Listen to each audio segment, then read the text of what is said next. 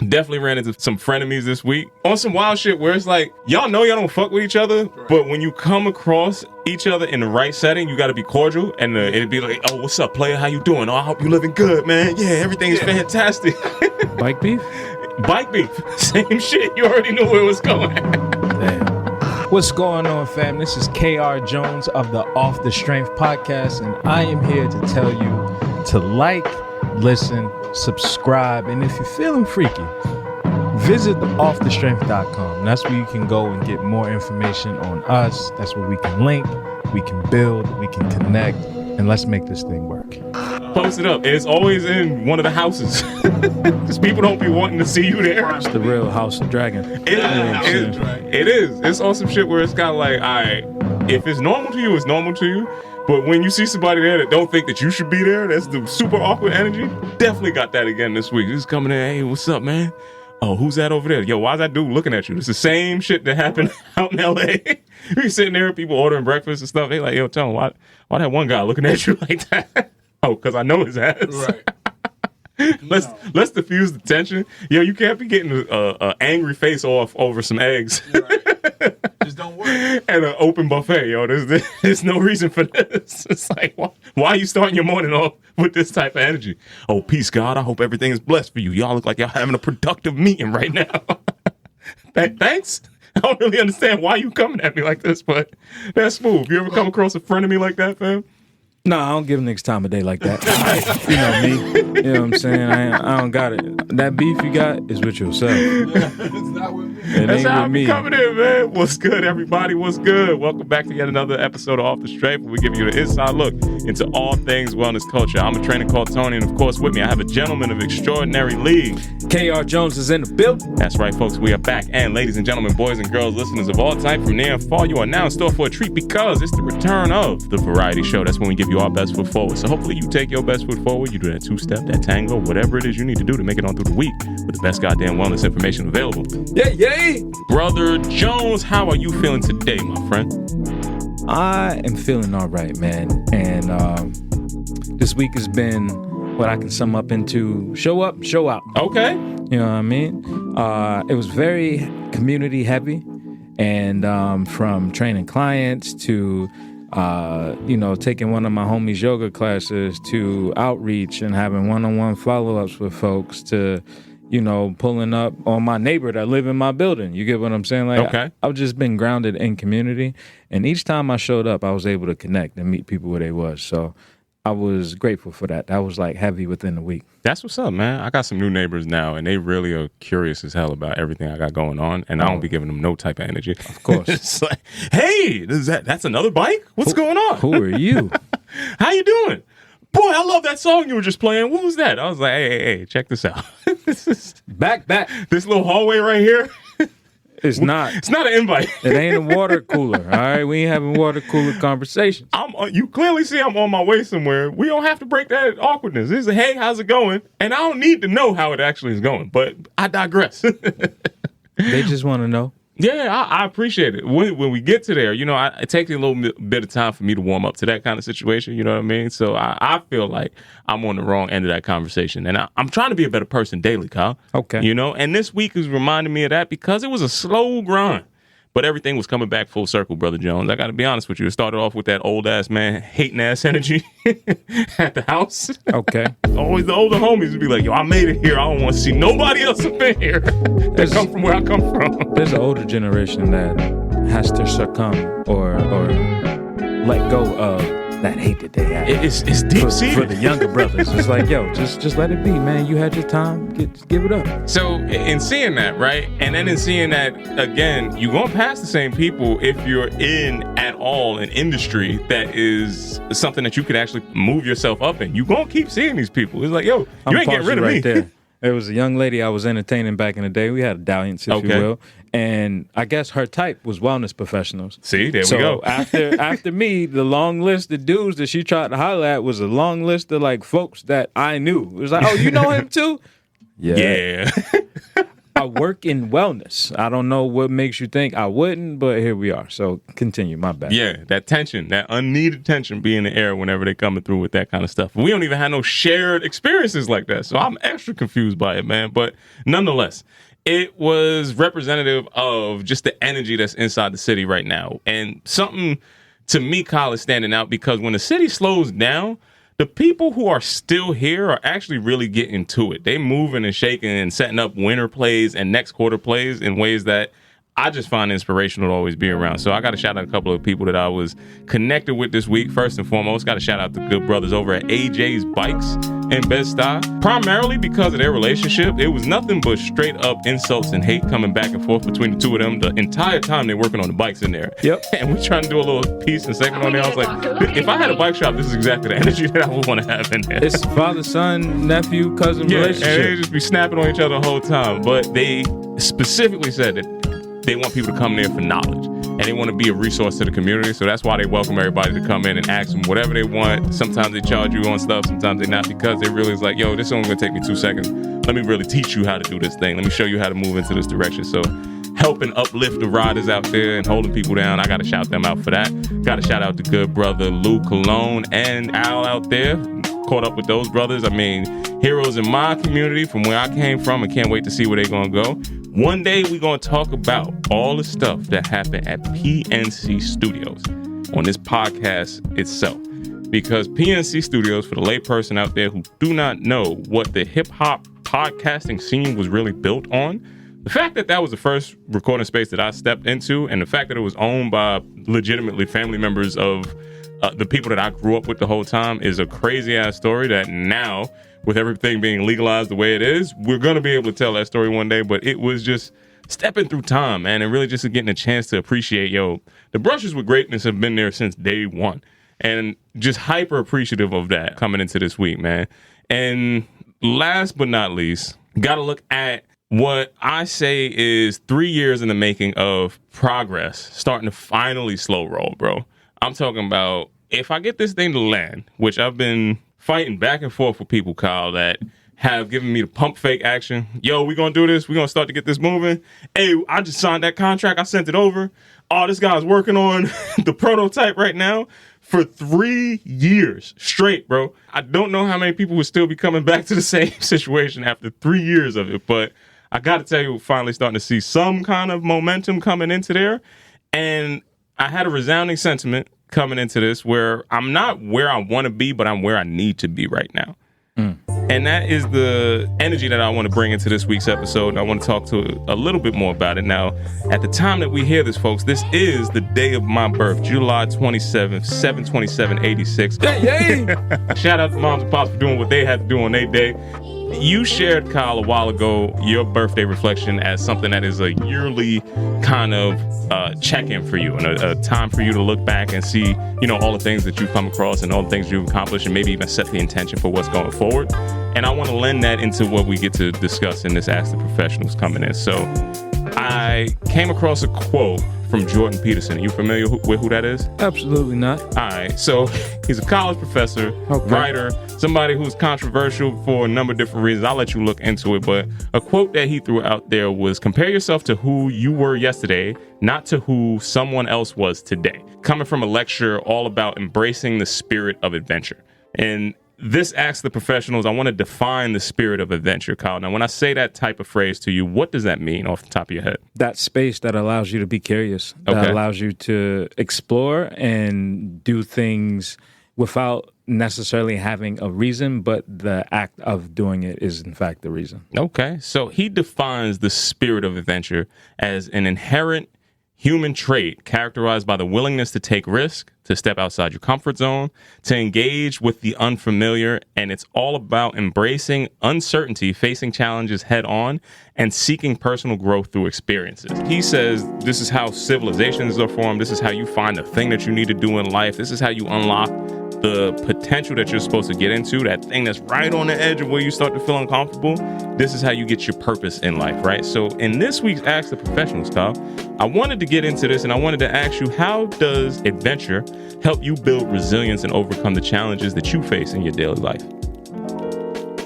When I think about adventure, I've read a book a long time ago about adults taking the time to play, right? Like you don't play anymore. As you get older, you have responsibilities, life beats you down, all the things. And I mixed that with the homie Joel. I went to an event last night with him for the Let's Get Free event. And he was like, yo, put joy on your schedule. At whatever time, at noon, at 2, whatever that is, put joy on your schedule and fill that with whatever it is that brings you joy. Okay. Right? And when I combine all of those things, I've programmed myself to make everything an adventure. When I ride my bike to get to my destination, that's an adventure because I don't know what traffic's going to look like, what obstacles are going to be on my way. When I have been on my laptop or on my desktop all day and I look up and it's about, 7 o'clock and I ain't touched outside yet, before the sun go down, take the next hour, go outside, no adventure. Like, just go walk. You don't go left, go right, go wherever. Like, just spin the block. You'd be surprised at what you run into. And I've programmed myself to leave space because if you are, in fact, in community, then when you're outside, community will also be outside. Yeah. Around that same time. And that leaves space for everything that you talk about, like to find your purpose, to run into whoever you need to run into on some psychological shit. Like, everybody has a path. And I do believe that, the day that you decide to go left and not right will be that day to like, oh, I could have met this person now, or I'm meeting this person 5 years from now. But either way, that path was already in line just based upon, whatever my choice was that day. Yeah, and that was the ultimate underlying theme that I was talking about in that full circle situation. So a lot of people that I'm having conversations with, I've been around them for a long time. It's just that I was not the person that they were paying attention to. Yeah. And it's in the orbit of all of these different things, embracing the adventure that, this path was not a straight line. I've done so many things in what seemingly could be random sequences and random orders. But now when you start to look at it in a full spectrum, you're like, oh, man, like, wait a minute, hold on. This is connected to all of these different pieces, and it's intricate, and it's something that's intentional. It's like, yes, that's embracing the adventure. I can't tell you that at the preface of any of the newness that I was going into that I had any kind of certainty, even up to this present day. But I will say, once you have that lust for that adventure, it does kind of help you at least trust in self. And that primarily is the main thing. You stop it right there. No, I'm giving them lust. I got lust for life. It's getting real hot and heavy in here. I don't lust. I aspire. I might have a desire, if you will, a fire and desire. That's no lust. Nah. Fire and desire is lust. You heard that song? Look at how they was looking at each other. It was lusty, all up in there. It's like a Hassan Insane party right on the mics. Rick was talking about love. He was cold as ice long ago. You know what I mean? All right, I'm going to put a pin in that one. That's going to be it for me on that topic. And again, just appreciating everybody embracing their own adventure, encouraging anybody out there that feels so inspired. Go ahead and do something that you feel like you are called to do that you might be a little bit afraid of. All right, Brother Jones. Yeah. It's time to move into a little bit of good. Okay. Time to move into a little bit of bad. And we're going to talk about something that I think is kind of ugly this week. Kyle, it's time for Rip from the Headlines. And first things out. Now, Kyle, there's a lot of pomp and circumstance happening right now over in France. Okay. I got to talk about one man and one man only. I'm talking about the SNOOPDOGG. That's right. I'm talking about Snoop Dogg being the torchbearer at the Olympics ceremony and being one of my favorite characters ever created in all of life. He might be my favorite Crip. Put it past Crip. He's exceeded all of these other expectations. His development, the dog father, and everything that he's done is the craziest character that you could actually paint. Murder was the case that they gave me, guys. Snoop Lion. The guy is Snoop Lion. He's giving me so many cases. He's embraced his full-on spirit of adventure to the highest level of this thing. And I have to say, I think I'm cheering more for Snoop than I am for any U.S. Olympian in any kind of endeavor that they got going on over there, man. What's your thought on seeing this brother do a service like this and be a torchbearer at the Olympics? I've been a fan of Snoop for all my life, legitimately. How many people could say that? I mean, that's so crazy. And I will say that he is one of those people that has diversified his portfolio very early on. And He maintains his cultural cachet, so to speak, by just being him. He is the same person. This is why it's so amazing, because you don't get to move in all of these different circles as legitimately the same person. He's never blinked on any of the stuff that he's done. That is crazy to me. Even on the Corona commercials, he never drunk Corona ever, but he sold them to you. Not a sip. He never take a sip of that damn Corona. And when you go and look at his Hollywood star speech, he was like, I want to thank me. But you gotta appreciate it. Like, because it's like, yo, for all the work that I did to get to where I'm at, like, he's like our Forrest Gump and Bagger Vance and embodied into one person. It's like, yo, you talk through all the stuff that he's actually done. The story is not believable. It's like, wait a minute. I'm not watching this movie. None of this could happen in real life. Yeah. And I think that there's a small class of people like that have that spirit in them, right? Like, I would say Shaq is another one of those people that have like similar stories where, like, yeah, he started in basketball, but he's done a lot, fam. Shaq has branded himself great, and he's been able to sell a lot of different products. Yeah. Shaq has never had a whole ass show with Martha Stewart. No, he has not. Like, Shaq has never also just started doing Olympic announcing as a joke and then turned it into an actual career path. Who doesn't want to hear that? I was here for like the Gangsta News Network that he had. That's what I'm saying. He's done too many things. It's like, yo, one day we're going to have to run through the full list of what Snoop is. He might be the greatest rapper of all time, bro. He's just kind of... According to Family Feud, he is, actually. Did you see the Family Feud list? That was a nasty list. I don't know who they was asking. Nasty list, but Snoop was up there. It was crazy, bro. But also just in this whole state of craziness, I feel like this season of America is insane. And I don't know if I could just go ahead with what the Olympics is standing for, feeling like balanced and good, cheering for all the shit that I know is happening legitimately at the back door right now, man. What's your thoughts on the Olympics overall right now? I've always taken it as a joke. I ain't even gonna hold you. Like, it's not, but it is. But what do you think it's supposed to be? It's like this showing of national pride. Like, we really supposed to be out here banging for our set. It's like, yo, USA over France all day, USA over Britain. I'm like, fam, we living crazy right now. I can't throw the flag up. So is the rest of the world, right? And when I think of the marriage between the two, like, sports is very much still a political climate. It is. Even when you go back and look back in the day with the protests that took place and, you know, with black athletes and things of that nature, like, it's always been a hotbed for representation of what's happening in the climate. You can't separate it from even the war aspect of it. These were games that were practiced and participated in instead of going to war. That's why they're so nationalistic. You know, a lot of you go back to the original Olympic Games, most of this is just practicing for fighting. They just wanted bragging rights. Exactly.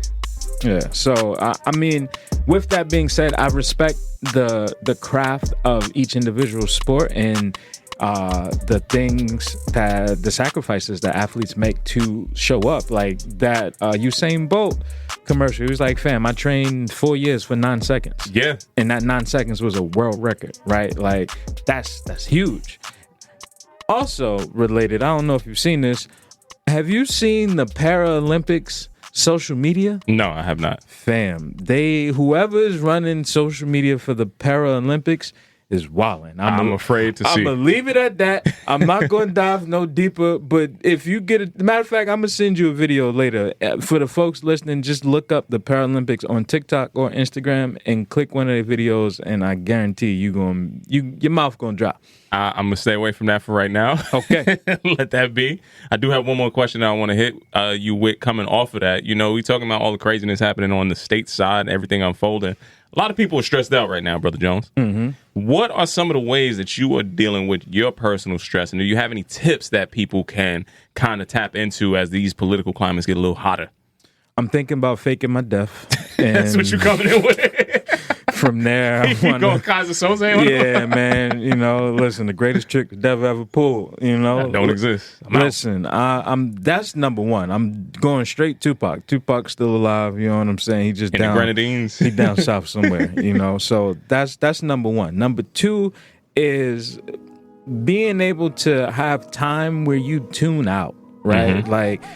The broadcast of the Olympics is going to be everywhere. It's going to be in everything. It's something happening literally right over here right now in Rockefeller Center for the Olympics. It was like a swimmer that they had over there, right? So pick and choose when you want to engage, and that's going to be the only way to navigate through. Because if you just allow yourself to keep doom scrolling and get, dragged into all of the things that are sent to distract you, you're going to just drive yourself crazy. You're going to need a break at least. You're going to need a break. You're going to need to relax responsibly. Exactly. Now, speaking of relaxing responsibly, Kyle. What's up? Some people might want to kick back and relax at a hotel, let's say. Okay. Now, did you see in the Wall Street Journal this week that this new wellness trend is doing away with the typical gyms that you would see in hotels and instead offering people fitness suites to book inside of the hotels? The Four Seasons have just started to roll out theme suites around fitness and wellness specifically. Suite would include a Peloton bike, set of weights, stretch bands, yoga mat, and a whole list of accoutrements for you to get your workout inside your actual hotel hotel room instead of going down to the localized gym. What's your thoughts on hearing that? It sounds good on paper. Mm-hmm. But the reality of it is, it's no different than a heart-shaped bed and a jacuzzi in a room. You get what I'm saying? Like a little vibrating joint. It's motel worthy. Same type of situation. It's still being used. A gym is a gym. I'm less focused on the equipment and more focused on the work that needs to be put in. And that's kind of what the reactions have been. People weren't initially that super excited about it because when you get a suite inside the hotel, that's when you start to list up the different things. Oh, you want a view of the courtyard? You want a view of the poolside? You want to charge me more? They charge you more for this fitness suite. And initially, people weren't necessarily excited about that, but shockingly, they did say it was easier to keep up with their wellness regimen when the equipment was literally right in front of them. So more to be discussed. I don't know if I'm booking the fitness room immediately. It better come with a trainer. It better come with a massage and a goddamn happy ending. Yeah, I mean, well, I don't know about that. This is like, listen, some of these hotels, they set you up with a whole different situation, but I'm going to move out of that one. Skipping past that, Kyle, I got to get into my last story this week, and it is going to be in the food crimes division of what I have seen. Now, Kyle, I know I sent this article to you a little bit earlier, but Taco Bell is opening up a retirement community in California. And Kyle, this retirement community is offering luxurious wellness experiences that are senior inspired for people of all ages. You could play all different types of sports. There's aerobics in the afternoon. There's cantinas where you could be served all of the different Taco Bell list of menu items. And of course, there's going to be some social drinking around there. What is your thoughts about hearing a Taco Bell themed retirement community in California opening up? Listen here. First, I want to deep dive into the Chihuahua and the commercials from the Taco Bell back in the day. Racist as hell. We need to do a deep dive into the origins and whoever greenlit that to be the spokesperson. That's number one. Number two, if you gonna take a retirement community in California that's a Taco Bell community as your place to stay, know that you're dying soon, right? Like you're not taking life serious, and your life is going to leave you if you go and have yourself a goddamn cinnamon twist and a chalupa and a taquito and all of that shit that they serve. You got a lot of the names off top. I used to be a sinner, Tone. I'm a better man now. But on the late night and when there was nothing else open, they always had the little light sound. Yeah, we'll keep the light on for you. Yeah, because that's the light to hell, and you're going to die if you do it. What would you think something like that costs on average? It's got to be on sale. You know what I'm saying? It's 3 for $5. You know what I'm saying? No, nothing in Taco Bell costs you more than $5. Yeah, most for of sure. the time. Yeah, you can get a Thanksgiving meal for a good bill. You know what I mean? A weekend membership is $150, and a day pass is going to be $50 to this retirement community, Kyle. So you might be able to get a couple little extra things based off of this price breakdown, man. And I think we still might be missing it. I think, just like the brother Hassan was indicating, that we need to have more spa activities in the urban communities. We need to partner up with a local restaurant. We got to get together with a restaurant that allow us to build a retirement community around them. So I'm trying to get the Crown Fried retirement community off. Crown Fried? I was going to say Waffle House. Waffle House makes more sense to me. Waffle House is not in New York staple. I'm talking about Crown Fried retirement home. You got it. That's going to be it from my side, man. What's on your list? We need to know who the Crown was and how they got it, because that chicken ain't... That chicken wasn't chicken, bro. They were serving you straight bat wings. Them little pigeon wings, Let me slide out of that and find some good. It was tough finding some good this week, so I'm going to harken on The SE bikes, Tone. You familiar with the SE bikes? No. SE bikes famously created the Big Ripper bikes. Okay, yes, that I'm the familiar youth- with that. Yes. The youth is driving around or riding around. The SE bikes has created a New York City pack Yeah. of bikes to represent each borough. Okay. So you got the Bronx, the Brooklyn, Staten Island, the Queens, and the Manhattan bikes, the Big Ripper style bikes. So Oh, yeah. I guess that would be not technically a BMX bike. I forgot what the term would be for it. These are the Willie Kids bikes. The Willie Kids bikes, right? Yeah. I was looking at that. I was like, oh, that's actually kind of dope. Like, I feel like there's been a while since I've seen companies make market-specific items. Yeah, it is fly, but I'm confused a little by the colorways. I think I see where they was trying to go. It looks like it's team inspired. I ain't say it was amazing. I ain't say they knocked it out the park. I said I like the idea of. I do definitely like the idea of, and I could see the crowd that I've seen go towards these bikes. I could definitely see them picking these up. Yeah, For sure. I was just trying to see what they were saying in the comments about the whole colorways and everything else that were associated with that. But man, I personally don't understand how that's a comfortable bike to ride. But you know, again, that's my old man showing. when I'm you gonna lean wheelie into in, it. you don't need a seat. You don't use the seat at all. You put your foot on it and you do the hokey pokey and you turn Yeah. yourself around. They doing their two-step and tango. That's on that what it's all with about. 12 o'clock, you know? Yeah, so that's a funny ass joke. I wish somebody would see what that really means in real life. But we're gonna slide out of that, Tone. We're gonna go into some ugly. Now, you familiar with car jiu-jitsu? Yes, that was very ugly. I remember when you brought that up. It was a sport that was, new and on the rise. Apparently, that same company has their own league of sports Okay. where they do, Violent crimes in different in different atmospheres. sure, if you will. How do you feel about plank wars? In plank wars, for the listeners out there, there is a line between you and your opponent, and you both are in a plank.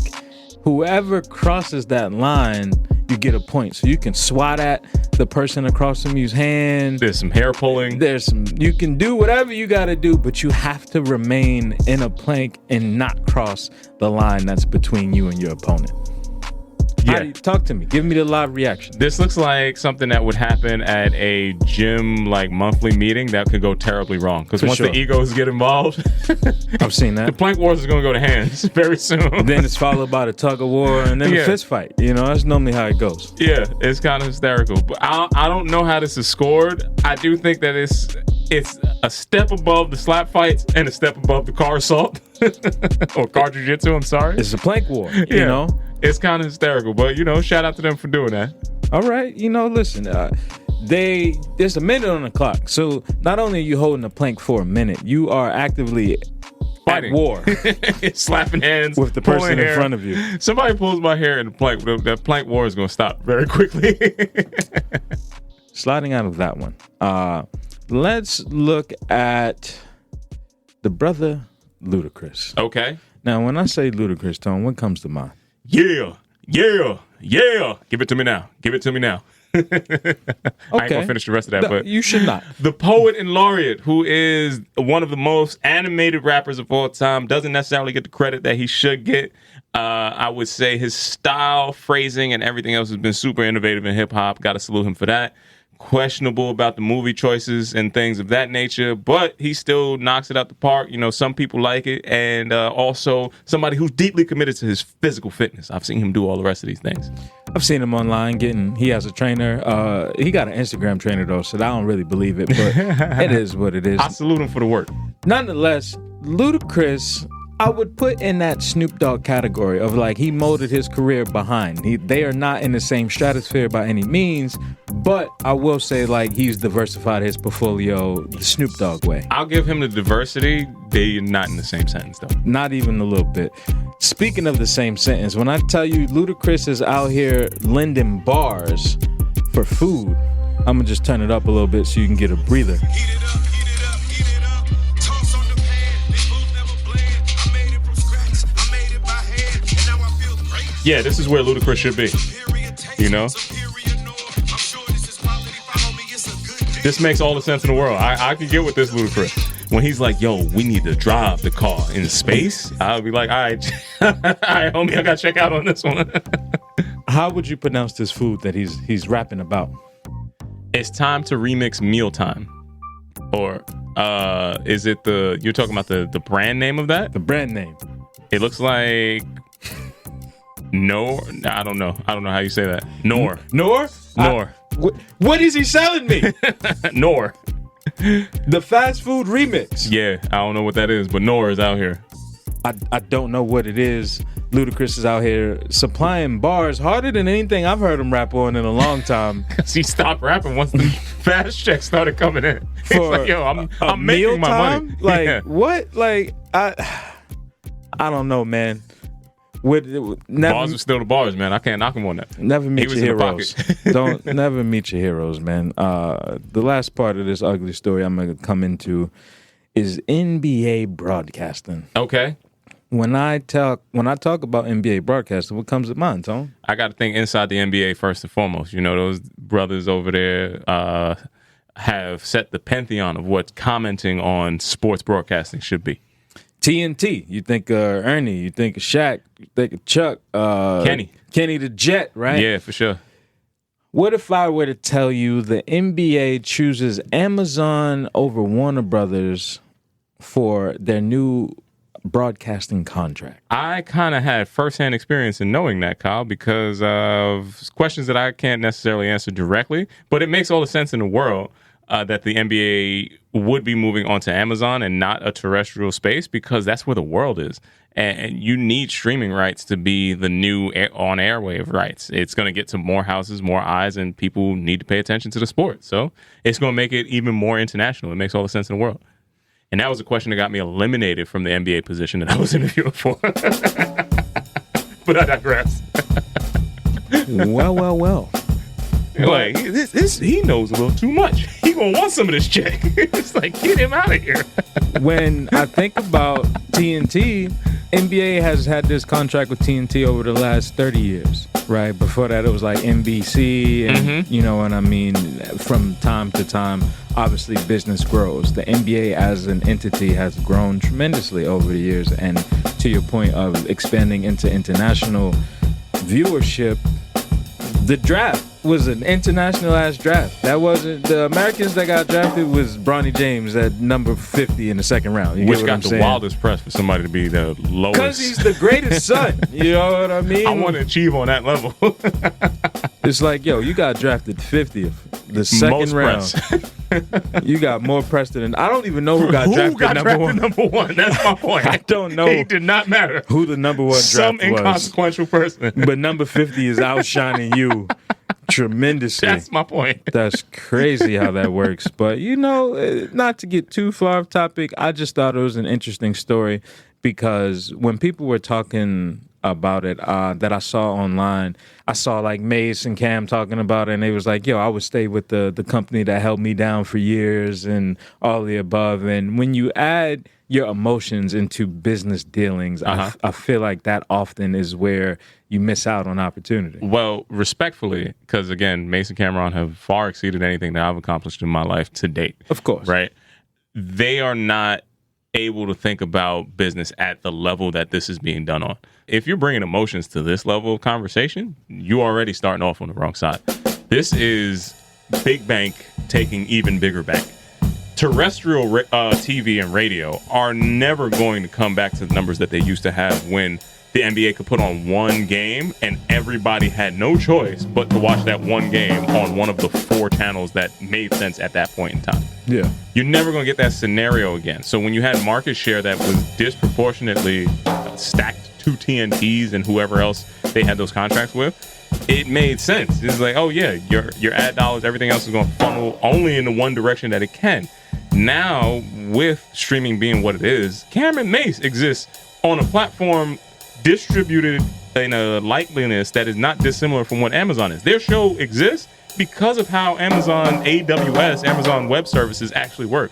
The ability to be able to broadcast yourself to households that are not regionally held and not held by timelines specifically. People are going to consume when they want to, however they want to, and look at just the parts of the show that they want to. That's how everybody has been doing it for the last 20 years. This is not even a new novel thing. It's like they're playing catch up at this point because other sports or other things are going to occupy more space than what this multi-trillion-dollar company is going to occupy. If you don't align yourself with people who are growing there, you're going to see this start to happen across all of sports. I would say the tech play is looking insane to me because you're going to get all of sports, you're getting all of medicine. They already have you for all of things social. Like, look at what you're really starting to put in these tech. But that's what they doing. Look at what you're putting in the hands of technology. Amazon could send you a T-shirt in 2 seconds, everything that you need for your house, and now they can show you like highlights from last night's game, all in the same space. You know, that's craziness. It's kind of wild when you think about all the different things that this one company can do for you. It sounds like what Google has stepped into, because Google used to just be a search engine, right? Search engine, ad space, all the rest of that, but they're always going to be moving and expanding in a direction of what's coming next. So. Yeah. Knowing what has happened is great, but knowing what's coming next is really where the money is going to be made. Is it about what's coming next, or are they recreating what is next? Like, yes. Like, if I own all of the space, then building is out. Hey, yo, I'm gonna give you this, that, because I know you need it. You know what's going to be even funnier? Hey, you know how quick sneakers is going to get to you now? You know how quick a jersey is going to get to you now? It's like, it's not just one point of commerce. It's all of what Amazon is now connected to the NBA. That's going to change a lot for a lot of people. I don't want it. I don't want it. Somebody does, and it's going to be a big ticket item. So, no, you can't ever, once it's out, you can't put that back in a small container. And that's why it's ugly. We're going to leave it at that, and we're going to slide out of that, brother, and slide into a Raising the Bar segment. Well, let's raise it up. Ladies and gentlemen, boys and girls, listeners of all type from near and far, you now restore to Raise Your Bar. Brother Tony. Yes, sir. This week's Raising the Bar segment can be summed up into the importance of sharing your story. Now, I briefly grazed over the topic last week when we discussed me going to the Met and to the Harlem Renaissance exhibit, and I reflected on, how my love of portraits was reignited. I'm here to tell you a week later, I have zoomed into this topic with a whole new lens. Mm-hmm. Now, I attended a Let's Get Free session, as I mentioned, with the homie Joel and Bed-Stuy. Salute. And just for the folks that are like unfamiliar, like when I talk, because I've talked about this before, but like this is an event that takes place like the last Friday of the month, and it's a gathering where we meet in this very sleek coffee shop in Bed-Stuy. It's owned by a couple that literally lives doors down. Shout out to Milk and Pole. Shout out to Milk and Pole. So it's owned by this couple that lives doors down from this space. Now, I'm going to put a pin in that just to talk about the space a little bit. It's the only coffee shop of its caliber on the block, right? That's one. Two, it's the only business on the block that doesn't have one of those New York gates that close and cover up the space. Yep. When you think of New York, you often think about like the gate, like the gates that close delis and stores, like a storm gate almost, so to speak, so that no one can break into it, or it would prevent something happening like a storm, if you will. So they don't have one of those. When the owners was asked about why they don't have one, it was like, we want this space to be a community space, and we want people to see what it is and see the community that's in there. If I put up a gate, you can't see that. It's keeping people out. I want you to always feel welcomed in here. When you make and create a space like that, it can only be even more welcoming to conversations and community if that's the intention when you make it. Okay. So in this space, we gather. The seats and chairs are set up in a circular pattern, and they start to protrude out the further it goes back so that it can engage folks in conversation. Joel, he begins the conversation with the artist. Typically, the artist comes in and he asks questions about this person's process. So their art process, their creative process, their parenting process, their dating process, like life in general. And I'm painting this picture because I want people to understand that when's the last time you were in a space where you gathered intentionally, right? Like when was the last time that you were introduced to someone and you begin to learn about their story, right? And in the same space, not only did you begin to learn about someone's story, but the floor was open for you to ask any question that arose, or for you to just respond and say what's on your heart, right? Like, this is a real life engaging conversation. A reoccurring topic that came up was community, and more specifically, the requirements and responsibilities necessary to remain in good standings within the community. And this brings me to the tie-in as a blanket statement. Everybody has a story, right? Where you were born, where you were raised, what your interests are, what your field of study is, do you got siblings? Everybody has a story. For people that you don't know, regardless of how strong or bad or rough, tragic, trauma, everybody has a story. Now, until you know someone's story, do you actually know that person? Right? Like, when's the last time you took the time to know someone else? For instance, present day, you meet somebody in person, y'all connect. Oh, this dude seemed kind of cool, or shorty kind of cool. You know what? What's your IG? Right? And you exchange IGs, and then the IG becomes the barometer of how deep your friendship becomes. It's like, all right, you look kind of cool on here, or you got followers, or whatever the case may be. These are the people that you know, that I know, like that seems to be the metric, instead of, you know, gone are the days when you would just exchange phone numbers with somebody and like actually give them a call and like build a relationship from calling these people. So with that being said, I'm a challenge folks, like you like to challenge people, Tone. Challenge people to actually connect with somebody. Give your number out to somebody and get them a call, right? Like, I feel like that is a lost art. Everything is social, everything is online. I feel like our digital spaces are not safe spaces, and it's wild, but that is what it is. The story that you have is valuable to someone, and you should never lose the value of that story, because you never know who's going to resonate with that, who's going to share that same commonality that you have and speak the same language you are, and that's how you begin to find your tribe. So, Brother Tone, the question I have for you is, one, how important is your personal story to be told? Two, when was the last time you asked someone else about their story? I think I ask people about their story daily. In truth, it's something that is just a part of just being empathetic and being able to relate to people and giving people the space to express what it is that they want to at that particular point in time. I take for granted the fact that, you know, having a hobby / profession that allows you to speak to people and allows you to hold conversation without any real hesitation is something that not a lot of people can do.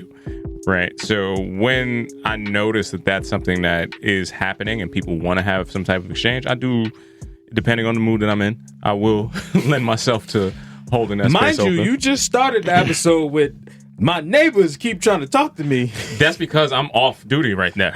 Okay. It's like, don't talk to me. If I'm on my relaxation, that's why I said the caveat needs to be if I feel called to do so. Do you have the capacity for this in this moment? At certain points in time and day, no. I ain't got it. I don't need to be everything to everybody. Get out of my face. And that is also something that is the counter narrative to what story is in life. Because, Kyle, a lot of people are walking around thinking that they actually live in a real fucking Truman Show. And I'm here to tell you that sometimes, whatever story you're telling yourself about the story that you are living, you have to have ways to validate that outside of your own personal existence. She's talking about main character energy when you're not the main character. You very well could be the main character in how you see the story. Yeah. Does it warrant what you expect that value to be in the return side? Because of what we've done with social media, with the internet and everything else, you could foreseeably be in a bubble that is telling you and only you that you are the person to everybody every single time. You mean like an algorithm? Exactly. So because we programmed you to give you and feed you information that it thinks you would like. And there's some people that are operating in day-to-day life that expect the world to bend to their whim. I think that's the bad portion of you telling your own personal story just to yourself. Now, I'm not negating everything that you just said, because you do have to have some pride and some value in the experiences that you've gone through, and they should matriculate to you doing things that are of worth. They should be things that do have impacts on society, things that impact the people that you care about and moving forward. Story is important. It's just that when we look in this weird ass mirror that we've made, it kind of distorts in some people's minds. So you need something to bring harmony to what that story is. This is the story that you're telling yourself. This is what other people see, and reality is going to be somewhere in the middle of that, right? So as you're crafting your story, as you're building up your level of importance, are you doing the work that's needed to reinforce what you just finished saying, even to yourself? Because the distortion is beyond what I could say is normal. Delulu is what they call it. It's crazy today. It's delusional. Yeah, I can't say across the board that everybody's story is registering where they think it should. You come across people who's just kind of like, yo, hold up, fam. I powerfully don't care about nothing that you're telling me right now, but you treating me like I'm less than in every way that you talking. Let me allow you to understand my story. Why this doesn't play out the way that you think it's about to play out. Let me reintroduce myself. You know, I would think the kids call it standing on business. Yeah, man. If you will. Back in the day, there was a lot of folks that would write a check that they asked, couldn't cash. And there's no consequence in the space where you're in that echo chamber where you're just the person talking and you're always right. Cautionary side to it is, yes, I do think story is important. Yes, I do believe that my own personal crafting of the story is something that I use in my own life to help me proliferate some of the things that I want to do. And at the same time, you got to check your fucking ego. There's no short on that. Because if you are all ego and no limitation on that, look at the people who believe solely in their story and look at where they have ended up. And Kanye. You need balance. For sure. Yeah. Don't never go full Kanye. You should not. Because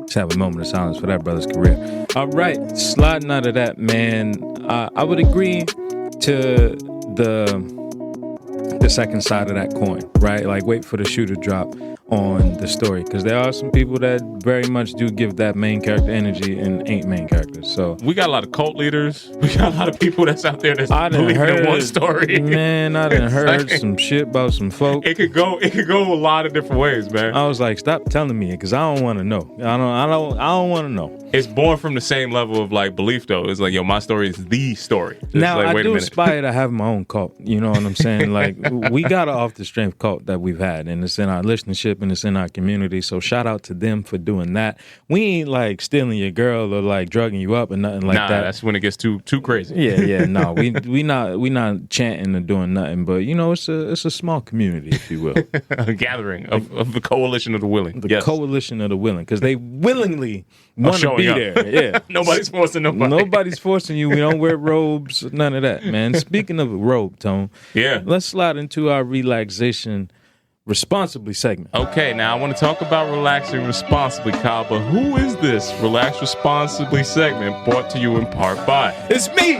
God damn it! What's up, folks? This is KR Jones telling you to come kick it with me on Saturdays for elevated yoga class. I'm taking a little pause on the stretching class because folks been doing a little too much on hump day. You know what I'm saying? So we're going to take the month of August off to rearrange some things to bring a new offering to the forefront. I think you should educate in that time off, man. Give them the importance, because a lot of people, Kyle, don't stretch. They move, but they do not stretch. Well, we here, man. Let's talk about stretching and how it's changed your life, brother. Okay, for sure, man. I got up this morning after I did way too much riding yesterday. We're going to talk one day about the actual mileage that I cover in a typical day on this damn bike. Yeah. But at 38 years old, I knew that if I put my feet on the floor. Yeah. Hold on a second. 38. Today? 38 special. Today. Ahora. Happy birthday. My man. Thank Happy you. birthday to the brother one more time. You know what I'm saying? On the mic. At 38 years old, I know enough. I got enough goddamn sense that if my first foot hit the floor and my next foot was going to come down and I wasn't thinking about going into a stretch, my whole body was going to seize up. Yeah. So, immediately rolling my feet and stretching is something that's a part of my daily routine. I'm going to stop you right there, because I am a huge fan of meeting people where they at. When you step out of the bed, talk to me about what that feeling is, because people don't understand that. Okay, so post-surgery, 5 broken bones in my foot, I can't fully extend my toes or my calf. There's a limited range of motion. Yeah, limited range of motion. And again, the first foot is all right. The next foot that's coming down. Yeah. Hey now, It just got real. So post reconstruction on the whole ankle, nobody ever has to tell me where the mat is, where all of my PT tools, my trigger point tools and everything else. That is physical therapy. Physical therapy, yeah. I'm rolling everything out and I'm stretching before I even put the coffee machine on. So self-myofascial release is taking place. Exactly. Because you woke up and realized you had a limited range of motion. Because the day before I was wild. So you had, all right, so you got a problem, a solution, and how you move forward. Yeah, and right? I could go on with my day after that shit. That is stretching. That is it. That's it in a nutshell. And I think a lot of times people get up and they just go through the pain, and that becomes your norm. That becomes the stuff that you ignore. And if you're ignoring how you feel, imagine what you're doing to other people's feelings. Imagine what you're doing to the people around you if you're not even tuned in enough to know how you feel when you wake up. You're taking it out on other people that's around. Exactly, because you're stressed, right? You're not relieving any tension, right? Yeah. And just briefly while we're here, just to end on that, when you go to sleep at night, right? I'm talking to the listeners. You can hear my voice. This is about you. I know a large percentage of y'all got cheap ass beds and bedding, right? You're not living lavish. You don't got the fancy ass West Elm bed. Posturepedic. You ain't got a sleep number. You ain't got none of that. You got the mattress that you inherited when somebody was moving out and you took it, right? Wow, stain on it. It got stains. The springs in there is not as fresh as they was. Like, it's all right. Like, a mattress is not cheap. A lot of people don't have fine bedding. And we're not gonna knock the bad mattresses. I done did some work on some bad A lot of mattresses. y'all on some on the blow up mattress too. You know what I'm saying? Like, did some work on those too. now I bring all that up because I want you to think about how gravity enacts on your body as you're sleeping. Right? Like, there isn't any forces pushing on you, which allows your muscles, your bones to lengthen a little bit. Right?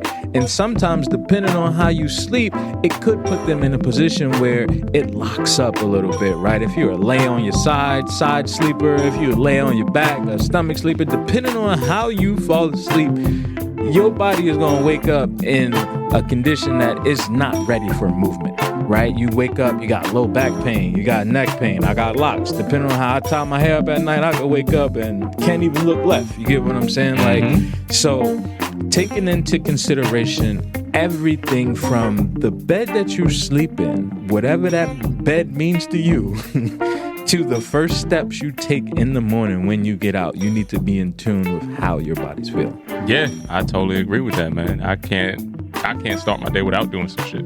You know what I mean? It's critical. It's not even that's on the list with brushing teeth, showering. It's like no, this is not going to happen. It's a part of the daily routine, daily regimen, man. So yeah, I think it is important to keep breaking those little small micro bites out for people, Kyle. And yeah, man, I think that's the justification of bringing the class back. Once people know better, they can do better, and it's going to be moving better because of you, Kyle. That part. Relaxing responsibly, man. I love that, yo. So after we get up out of that, we can only go into this hopeful moment. Now, Kyle, what's the word? This moment of hope is going to be brought to you in part by the On the Move Obama bag. campaign. No, No.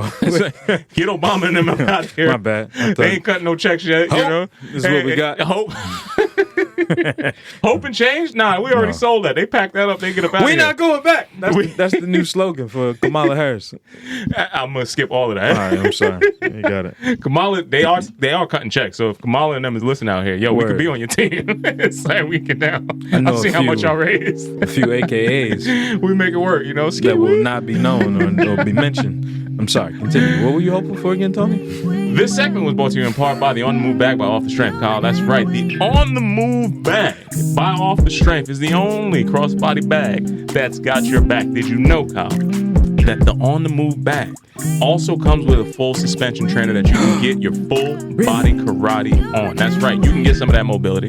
You can get some of that strength training, and you could also just get some genuine flexibility along with you that you could take on rides all throughout the city. That's right. That's a bag that we designed for the biker in you to keep moving better. That's On the Move bag by Off the Strength. And Kyle, I'm going to leave my hope very short after that because I'm going to go to the great Sam Cooke and just say, I hope that change is going to come, man. That's it. I'm going to put the stamp on that. What are you hopeful for this week, brother?